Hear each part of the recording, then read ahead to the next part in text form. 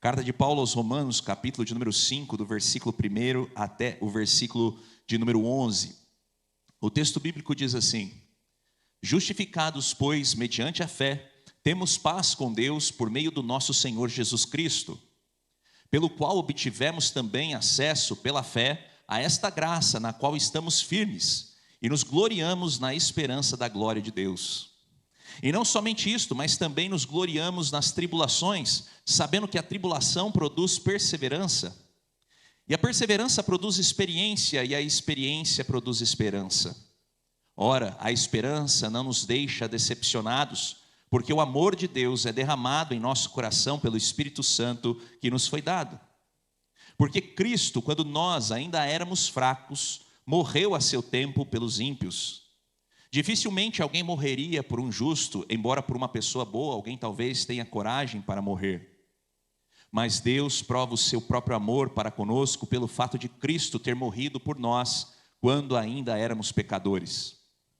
Logo, muito mais agora, sendo justificados pelo seu sangue, seremos por ele salvos da ira.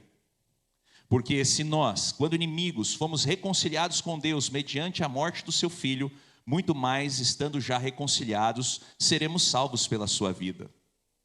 E não apenas isto, mas também nos gloriamos em Deus por meio do nosso Senhor Jesus Cristo, mediante o qual recebemos agora a reconciliação. Amém. Curve a sua cabeça mais uma vez, meu irmão, minha irmã, feche seus olhos. Queria incentivar você a ter mais um tempo de oração. E nesse tempo, que você possa pedir ao Senhor, uma vez que a palavra dele já foi lida, que ele fale contigo, que a reflexão seja clara e que o Espírito Santo possa derrubar todas as barreiras, todos os ruídos dentro, fora de nós, a fim de que nós possamos viver, sempre de acordo com a vontade de Deus. Então, use desse momento para falar com Deus, para pedir ao Senhor que fale com você nessa noite.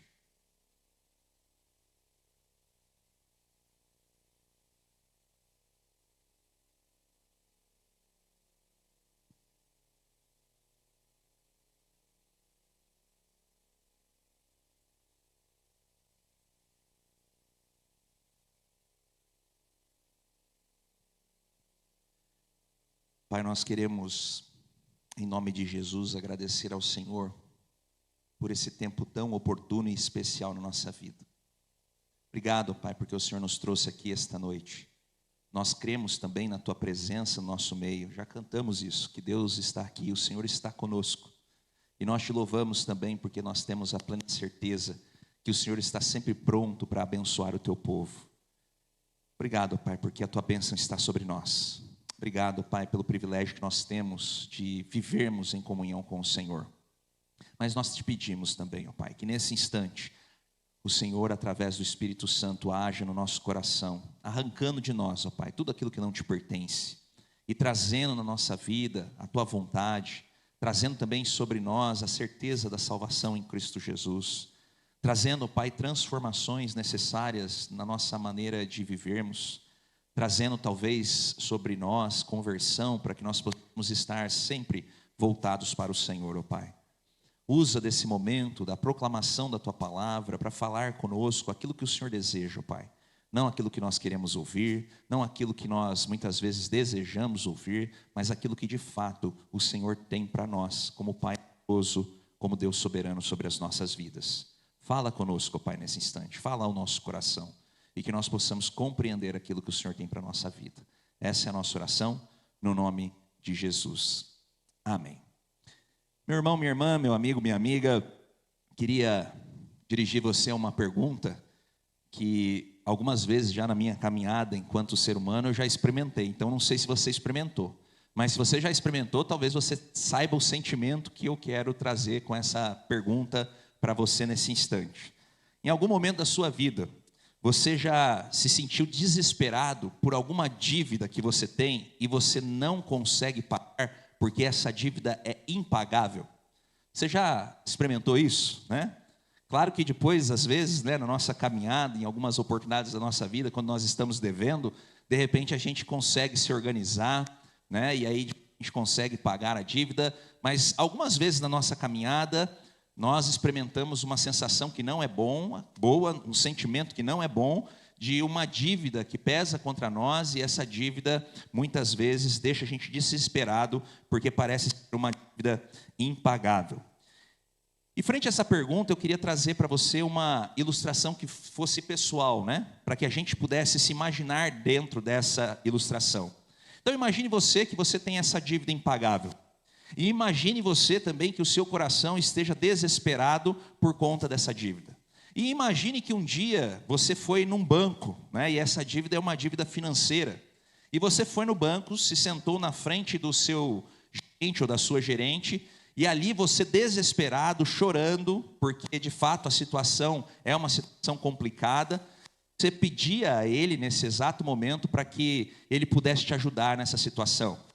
E o gerente ou a gerente não podia fazer absolutamente nada, e conforme ele fosse falando para você, olha, não tem jeito, a dívida realmente vai ser uma dívida que vai cada dia mais comer, né, o dinheiro que você tem, e aos poucos essa dívida vai só aumentar, e você vai ter a sensação ainda maior que essa dívida é impagável. E aí você ficasse ali com o seu coração carregado, né? Ali você ficasse com um sentimento ali de profundo desespero, porque você não consegue resolver esse problema dessa dívida tão grande. Mas de repente, quando você está ali conversando com o seu gerente, com a sua gerente no banco, entra no banco a pessoa mais rica do mundo. Numa cidade interior como a nossa, essa pessoa do nada fala, hoje eu vou para aquela cidade e vou lá na agência do banco e vou visitar o banco. E ela entra nesse banco onde você está, desesperado, na frente do gerente, da gerente. E aí você nem percebe essa pessoa entrar, porque o seu desespero é gigantesco e que paralisa você. Parece que, inclusive, colado na cadeira que você está conversando com o seu gerente. Mas as pessoas que estão na agência, ali no banco, elas percebem a entrada, né, dessa pessoa que é a pessoa mais rica do mundo. E quando essa pessoa entra, muitos ficam reparando nas ações, naquilo que ela vai fazer. Outras mais corajosas, né, vão até essa pessoa, talvez pedir um autógrafo, talvez pedir um conselho. As pessoas começam a se aglutinar em volta, né, dessa pessoa famosa, e essa pessoa que é a mais rica do mundo e que está naquela agência, naquele banco do interior. Mas você, especialmente você naquele dia, você está tão desesperado, tão chateado, tão frustrado com a vida, você está arrasado porque você tem uma dívida que está consumindo você, consumindo a sua família, que você não consegue nem mesmo perceber que ali está a pessoa mais rica do mundo. Mas acontece algo de extraordinário, você não percebe que a pessoa mais rica está no banco, mas a pessoa mais rica do mundo percebe que você está no banco. Você não consegue percebê-la porque o seu coração está carregado, mas ela consegue perceber, e quando olha para você e percebe aquele seu perfil desesperado, as lágrimas caindo pelo seu rosto, dos olhos, então ela vai na tua direção. E quando ela chega perto de você, e ela não está interessada em ninguém mais do banco, mas está interessada em você, na situação que você se encontra, ela chega para você e pergunta, por que você está chorando? Por que você está tão desesperado? E aí então você começa a explicar para ela, olha, eu estou tão desesperado porque eu tenho uma dívida que é impagável. E essa dívida, todos os meses, arranca tudo que eu tenho. E mesmo assim ela continua crescendo. E o impacto dela é tão negativo na minha vida e na vida da minha família, que eu já não sei mais o que fazer. Eu estou desesperado. E essa pessoa, mais do mundo, que foi até você, olha para o seu gerente e diz para ele o seguinte, pode quitar a dívida dela, que eu vou pagar. Eu vou pagar centavo por centavo. E essa pessoa então vira para você e diz, você não deve absolutamente mais nada. E aquela fala dessa pessoa, aquela ação dela, da pessoa mais rica do mundo, a pessoa mais importante que está ali no banco, deixa você atônito, deixa você sem saber o que fazer, e aí você tenta ali falar algumas palavras dizendo, olha, mas você vai pagar tudo, o que eu posso fazer por você? O que eu tenho que fazer em troca para tamanha bondade, tamanha generosidade, tamanha graça? E aí essa pessoa diz para você, nada, apenas creia, creia com todo o seu coração, que você não deve mais absolutamente nada. Uau, que sensacional. Imagina você que se acontecesse na sua vida, como você se sentiria? E é disso que se trata o texto que nós lemos em Romanos capítulo 5. Nós estamos sistematicamente olhando para a carta de Paulo aos Romanos e percebido que nós tínhamos uma dívida impagável para com Deus. O nosso pecado era tão grande, a nossa dívida era tão grande, que isso gera desespero em todo o coração que percebe o tamanho da dívida. Mas Deus, no seu infinito amor, para equalizar esse cenário de dívida, de injustiça, Ele vem com a sua justiça sobre nós e entrega Jesus Cristo na cruz. E Ele vira para você e diz: olha, a sua dívida foi totalmente paga. Você não deve mais absolutamente nada. E a gente tem visto isso de uma temática na carta de Paulo aos Romanos, desde lá do capítulo 1, mas uma coisa interessante que está aqui no coração de Romanos capítulo 5, que muitas vezes a gente não consegue perceber. E essa coisa que eu queria chamar a atenção de você nessa noite é que a graça de Jesus, que nos redime, que nos salva, a graça de Jesus que quita a nossa dívida para com Deus, não é uma graça que tem consequências na nossa vida apenas futura, mas uma vez que nós conhecemos essa graça nos alcança, nós também temos que ter a certeza, conforme Romanos capítulo 5 nos ensina, que ela já traz para nós consequências positivas no presente momento. Às vezes, quando nós falamos sobre graça, o nosso pensamento já nos leva para aquilo que vai acontecer na nossa vida depois da morte, como se Jesus trouxesse apenas salvação para nós numa vida do porvir. Mas o texto de Romanos capítulo 5 nos garante que essa quitação da dívida, da nossa dívida por Jesus, nos traz já no presente momento, presentes preciosos. E eu queria nessa noite conversar com você sobre um pouco dos presentes futuros, né? Sobre aquilo que Deus está fazendo na nossa vida por meio da sua graça, mas também olhar para nessa noite o texto bíblico e refletir com você sobre os presentes que Deus já tem nos dado por ter quitado a nossa dívida. E o primeiro presente que eu gostaria de destacar é o presente da paz. É o presente da paz. O versículo 1 do capítulo 5 diz assim: justificados, pois, mediante a fé, temos paz com Deus por meio do nosso Senhor Jesus Cristo. Volte à ilustração do início. Imagine qual foi o primeiro sentimento que aquela pessoa, nós, que estávamos nos colocando lá no banco, na frente do gerente, primeiro sentimento que uma pessoa endividada, que tem as suas dívidas quitadas de uma hora para outra, pela pessoa mais rica do mundo, qual foi o primeiro sentimento que aquela pessoa sentiu no seu coração? Eu imagino, meus irmãos e irmãs, porque se eu estivesse no lugar dessa pessoa, numa situação parecida com a dela, o primeiro sentimento que bateria no meu coração é o sentimento de paz, o sentimento de alívio, porque aquele fardo, aquela dívida impagável já não está mais sobre os meus ombros, foi tirada de mim, e agora no meu coração o que desfruta, o que surge, o que nasce é justamente essa paz, que a Bíblia diz que é uma paz que excede todo o entendimento humano. Ou seja, naquele exato momento, o sentimento daquele que teve a sua dívida paga, sua dívida quitada, é o sentimento de alívio, de paz. É isso que o apóstolo Paulo está dizendo, que é a primeira coisa, o primeiro presente que a gente recebe quando a graça de Jesus nos alcança. Nós recebemos essa paz, a paz de não termos mais uma inimizade com Deus, porque o texto bíblico diz que o pecado, quando entrou no mundo, ele cortou a relação do ser humano com Deus, e Deus é a fonte da vida, e se a gente teve essa relação cortada, então a nossa vida fica insuportável. A nossa vida fica muito difícil quando nós não temos Deus presente na nossa vida. Mas quando Jesus entrega a sua vida na cruz, sacrifício bendito, a graça de Deus nos concilia com o Pai. E aí então a gente recebe essa acolhida generosa de Deus, e o primeiro sentimento que vem no nosso coração é um sentimento de alívio.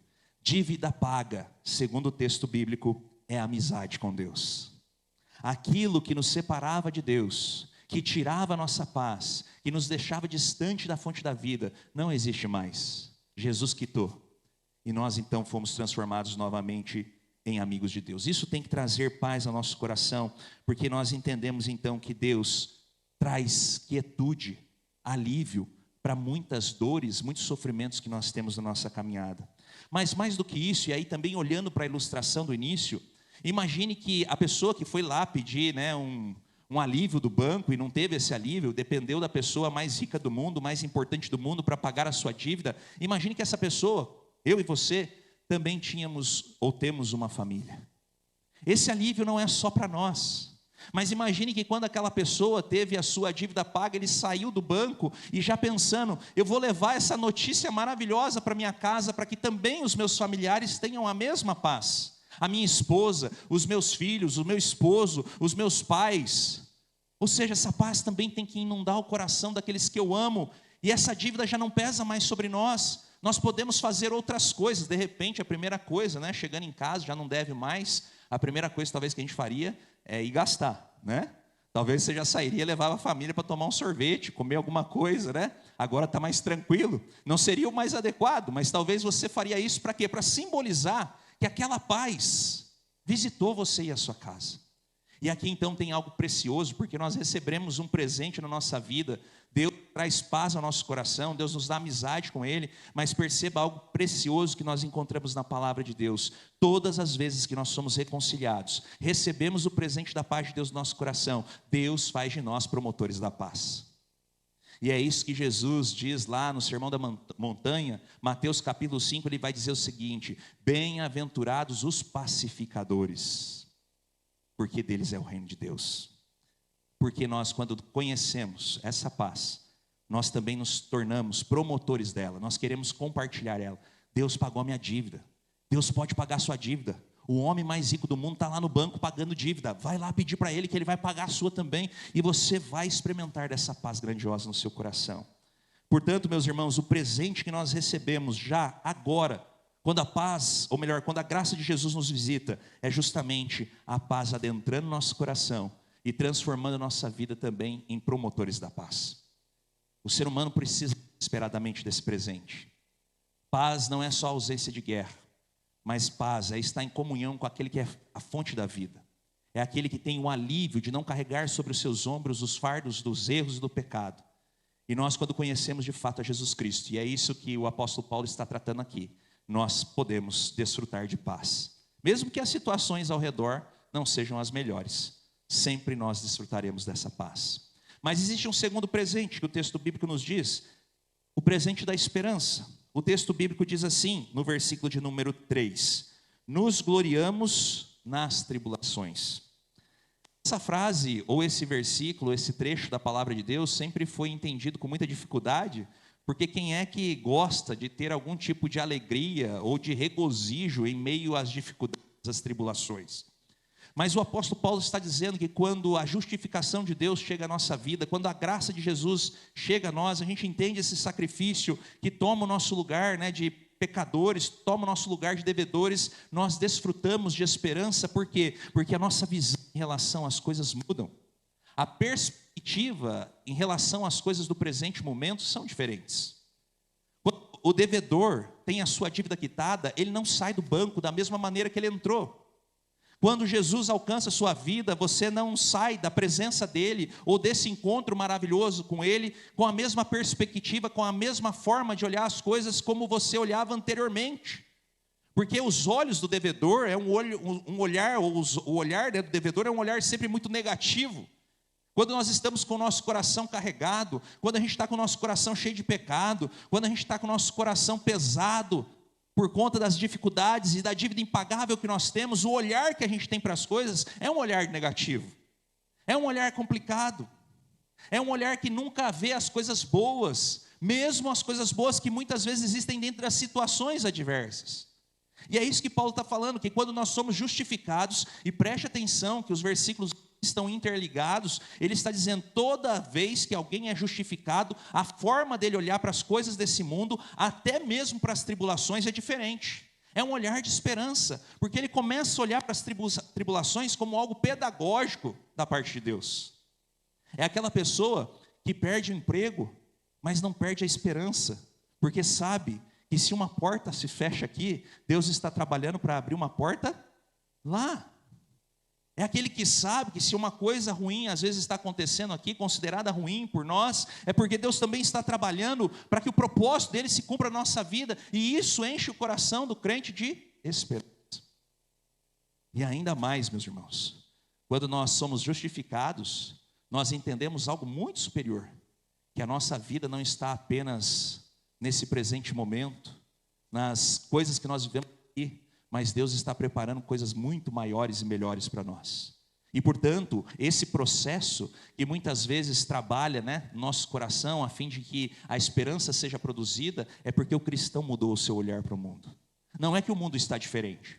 Não é que o cristão, uma vez que se converte, que Cristo encontra, ele vai sair na rua, ele não vai ter mais situação adversa, ele não vai ter mais problema, talvez tenha até mais, né? Não vou mentir para você, porque ser cristão de verdade nos dias atuais leva a gente a ter problemas maiores.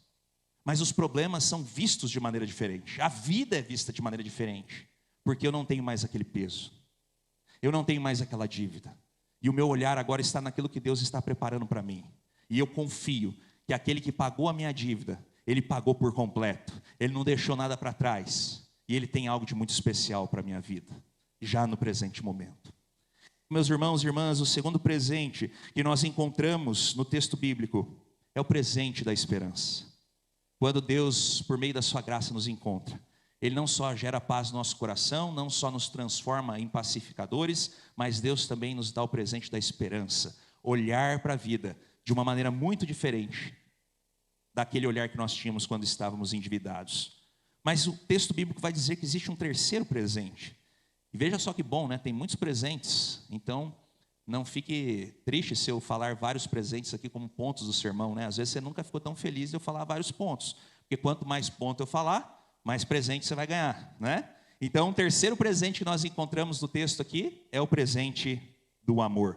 O versículo de número 6 diz assim: Cristo morreu pelos ímpios. Cristo morreu quando nós ainda éramos pecadores. Isso quer dizer, meus irmãos e irmãs, que o Deus que nós chamamos de Pai, o Deus que chegou no banco e pagou a nossa dívida, é o Deus que faz isso porque Ele é um Deus de compaixão, é um Deus amoroso, é alguém que quer sanar a nossa dívida a fim de que nós tenhamos uma vida diferente. É interessante que quando nós contamos também a ilustração no início, eu imagino que o homem mais rico do mundo, que aqui é Jesus, é Deus na ilustração, ele quando olha para o nosso desespero, frente ao gerente do banco, chorando, percebendo que a vida ali tinha praticamente acabado, o peso era muito grande, dívida impagável, ele vem ao nosso encontro, ele repara na nossa dor, porque ele nos ama.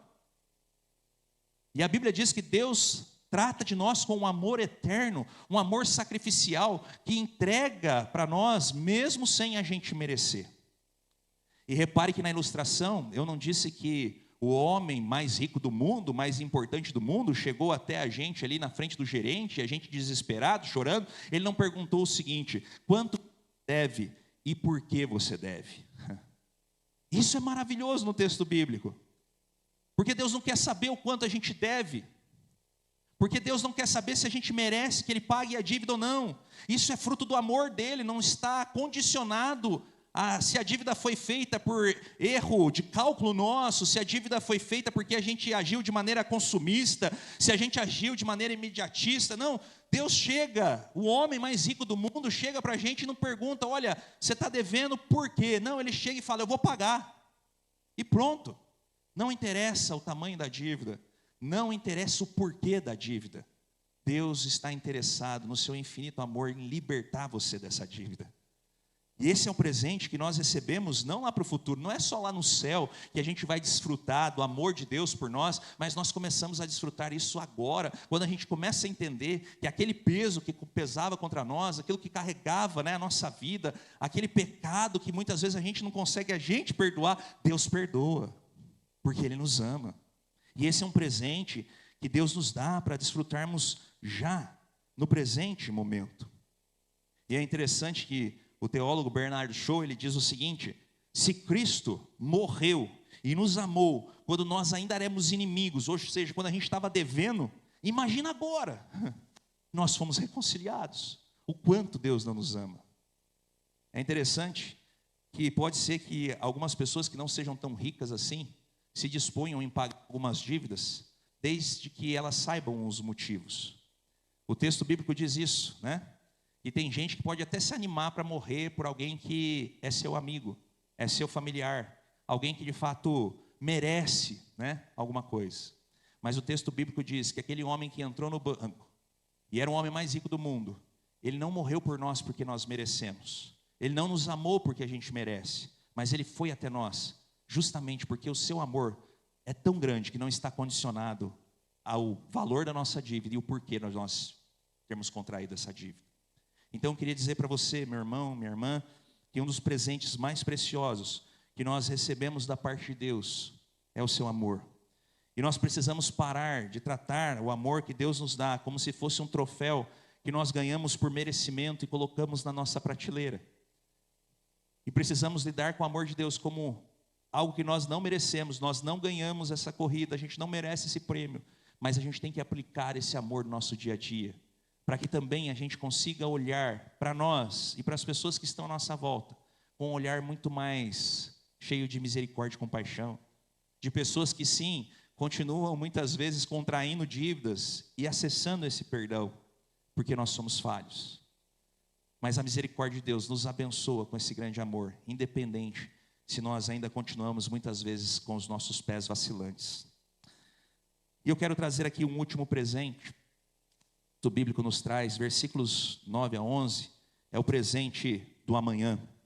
Versículo de número 9 diz que se nós fomos encontrados por essa graça, nós seremos salvos.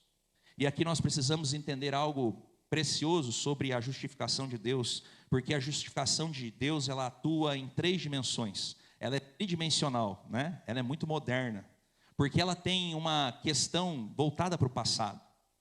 Porque quando nós entendemos a justificação de Deus, nós entendemos quem nós somos, olhando lá para o livro de Gênesis, e lembrando que nós pecamos, nós contraímos uma dívida, mas ali naquele mesmo momento, Gênesis capítulo 3, o mesmo Deus que denunciou a nossa dívida, o mesmo Deus que falou que essa dívida era impagável, foi o Deus que também preparou um plano. O descendente da mulher pisaria na cabeça da serpente, ou seja, Deus já lá no passado estava preparando pela sua graça um plano salvífico para pagar essa dívida que você contraiu.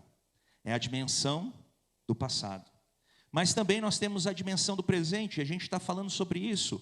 O sacrifício de Cristo na cruz não só nos faz olhar para trás e ficar muito distante de nós, mas ele também tem consequências reais na nossa vida. Nós começamos a experimentar da paz, porque nós temos alívio. Nós começamos a experimentar de esperança, porque o nosso olhar muda em relação ao mundo. Nós começamos a experimentar o amor de Deus na nossa caminhada. Portanto, a graça também tem uma perspectiva, uma dimensão do presente momento.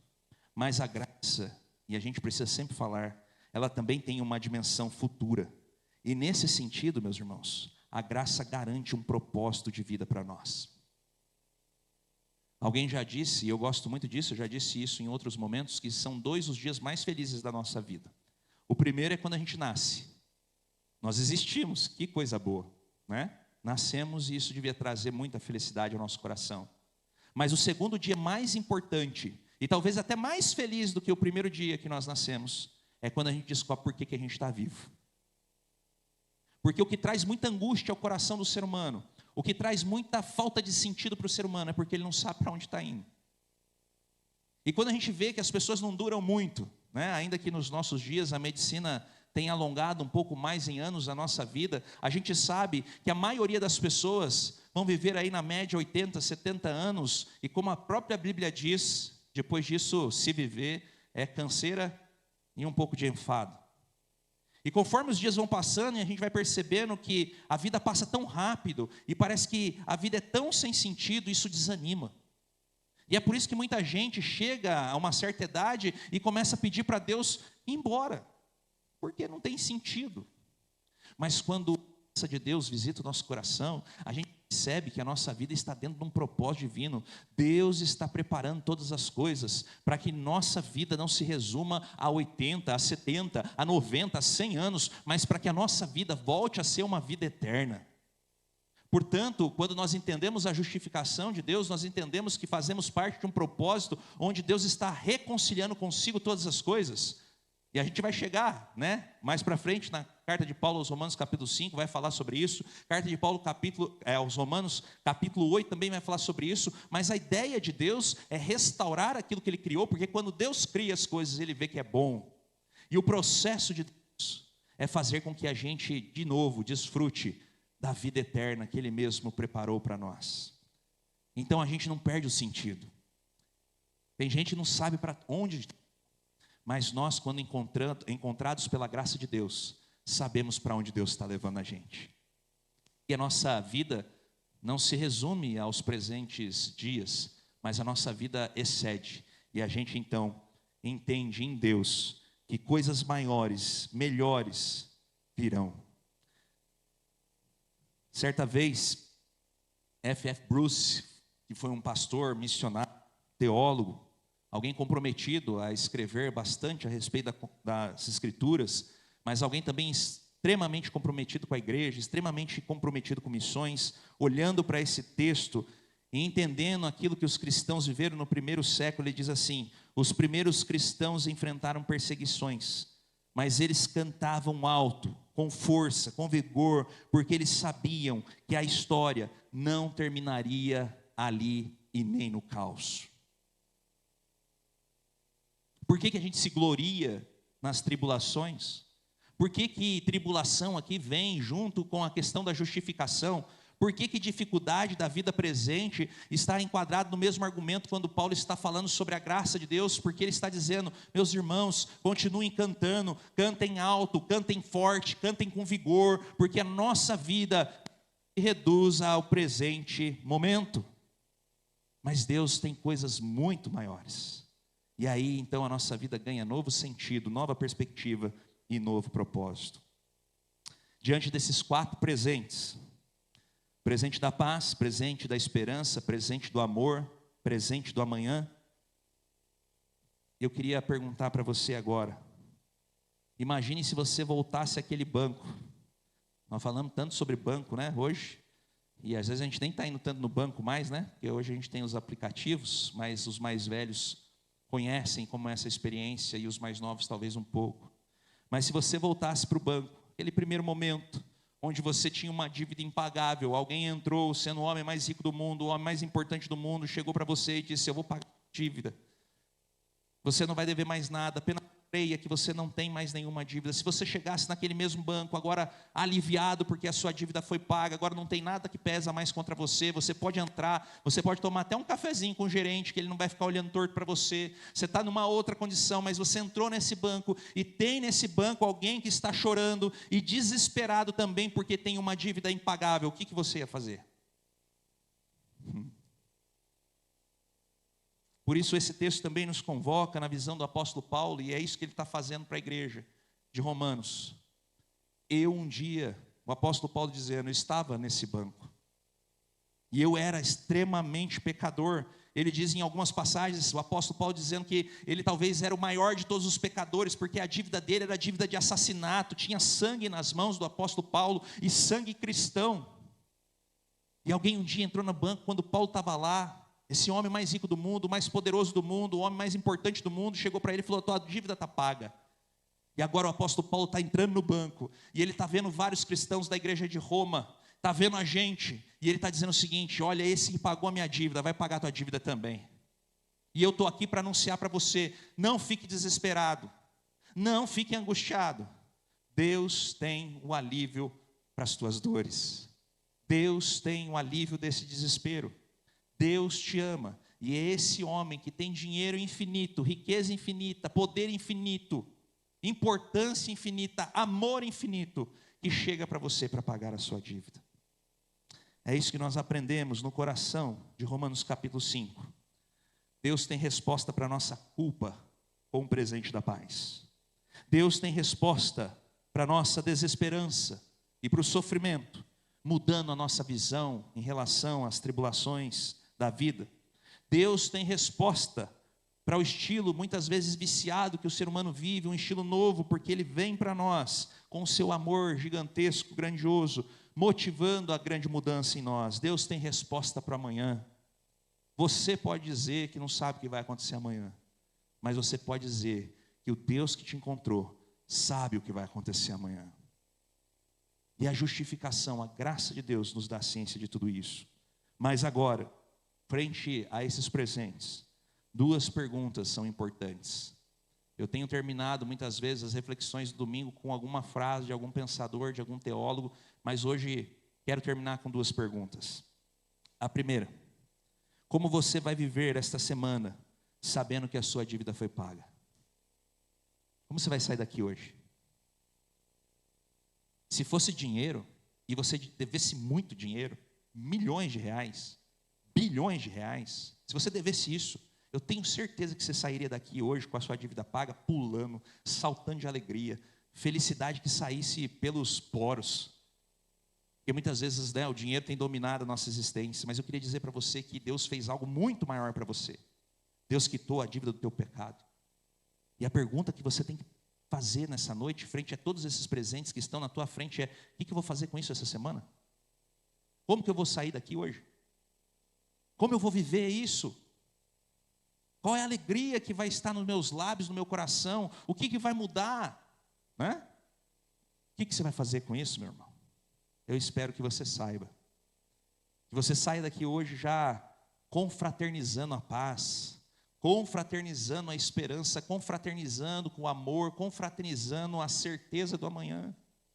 Mas uma segunda pergunta também é importante, porque o Evangelho não é individualista. Deus não chamou indivíduos sozinhos, mas nos chamou para fazer parte de uma família, para fazermos parte de um corpo. Então, o olhar também para o outro é importante frente a esses presentes. Então, a segunda pergunta é: quem é que precisa ouvir que também pode ter a sua dívida paga dentro dos seus relacionamentos? Eu tenho certeza absoluta que você deve se relacionar com alguém ao longo da tua semana que está desesperado. Quantas pessoas você não conhece com esse desespero no seu coração? E aí você também tem que se perguntar: essa pessoa precisa ouvir, será que tem alguém que paga a dívida dela?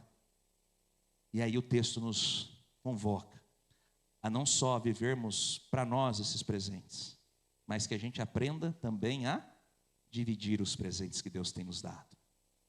Que você também saia daqui com uma alegria gigantesca no seu coração, mas pronta para dividir os presentes com as pessoas também que estão desesperadas, nas filas dos bancos, nas filas dos hospitais, nas filas dentro da nossa casa, nas filas da nossa vizinhança.